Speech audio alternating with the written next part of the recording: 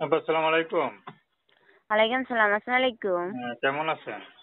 ভালো আছি। আপনি ভালো আছেন? জি, ভালো আলহামদুলিল্লাহ। আপনার নাম কি?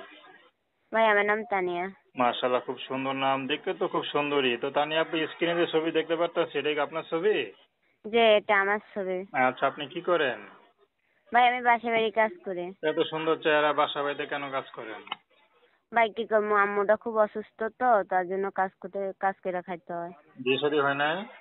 না ভাই, বিয়ের জন্য আসে যৌতুক চাই তো, তার জন্য বিয়ে শাদী হয়নি।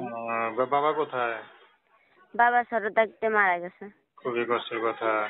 তো বাবা থাকলে তো এরকম সমস্যা পড়তেন না, ঠিক না? ঠিক আছে তো। তো যাই হোক, আপনি পরিস্থিতির শিকার। তো এখন কি বিয়ে শাদী করবেন না সহযোগিতা নিবেন?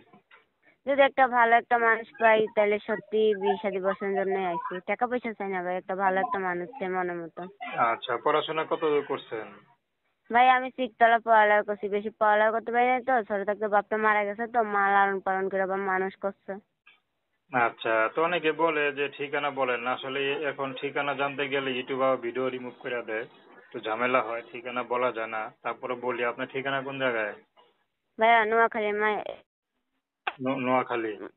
হ্যাঁ নোয়াখালী। আচ্ছা, তো এখন নোয়াখালী রামগঞ্জ। আচ্ছা আচ্ছা, তো নিজের বাসা না নোয়া- ভাড়া বাসা? না ভাইয়া ভাড়া থাকি, নিজস্ব বাড়িঘর ছিল, বাপ মারা গেছিল তো, তখন বাড়িঘর বেচে আমার বাপকে কবর দিছিলাম। আচ্ছা, তো এখন মনে করেন আপনাকে যদি দেখা যদি কোনো বিবাহিত পুরুষ বিয়ে করে, আপনি করবেন? হ্যাঁ যদি মনের মতন মানুষ হয় তাহলে নিশ্চয়ই বিয়ে শাদী বসবো। তো দর্শক, তানিয়াপুর কথা শুনলেন। তো প্রেম ভালোবাসা, সাহায্য সহযোগিতা, বিয়ে শাদী করা একান্ত আপনাদের ব্যক্তিগত ব্যাপার। তো আসুন আমরা 5 ওয়াক্ত নামাজ পড়ি, সর্বদা দেশের সেবা করি।